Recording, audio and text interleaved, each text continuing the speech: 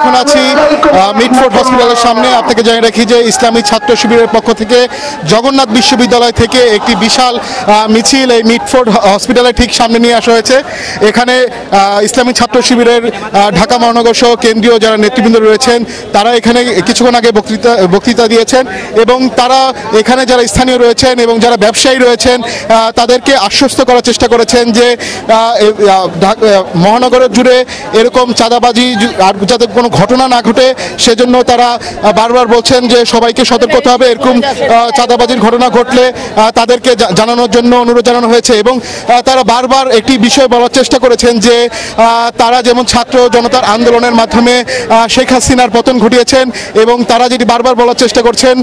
বাংলাদেশে এরকম ব্যবসায়ীদের হেনস্থা করে হত্যা করে যে চাঁদা আদায় করা হচ্ছে সেই চাঁদাবাজি বন্ধ করতে হবে। একই সাথে যে সন্ত্রাসী কর্মকাণ্ড চলছে দেশ জুড়ে সেই সন্ত্রাসী কর্মকাণ্ড বন্ধের জন্য তারা সোচ্চার হয়েছেন এবং একত্রিত হয়েছেন এবং তারা বারবার বলার চেষ্টা করছেন যে তারা ব্যবসায়ী সমাজের সাথে রয়েছেন এবং যে কোনো ধরনের অপকর্ম প্রতিহত করার জন্য তারা প্রস্তুত রয়েছেন। আর আরেকটি বিষয়ে শারমিন আপনাকে জানিয়ে রাখি যে শুধু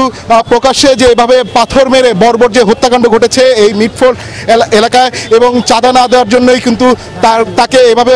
তার নিজ দলের নেতাকর্মীরা তাকে হত্যা করেছে। সেজন্য তারা যেটি বারবার বলার চেষ্টা করছেন যে রাজনৈতিক কিংবা সন্ত্রাসী পরিচয় যেই পরিচয় হোক না কেন যে কোনো ধরনের চাঁদাবাজি বন্ধের জন্য প্রশাসনের কঠোর হস্তক্ষেপ তারা কামনা করছেন এবং এই ধরনের ঘটনা প্রতিরোধের জন্য তারা ছাত্র জনতা যেভাবে জুলাই গণঅভ্যুত্থানের মাধ্যমে শেখ হাসিনার পতন ঘটিয়েছেন তারা বারবার বলার চেষ্টা করছেন সেরকম একটি গণঅভ্যুত্থান যদি প্রয়োজন হয় সেই গণঅভ্যুত্থান তারা আবারও ফিরিয়ে আনবেন। এই ছিল আমার কাছে মিটফোর্ড থেকে সবশেষ খবর।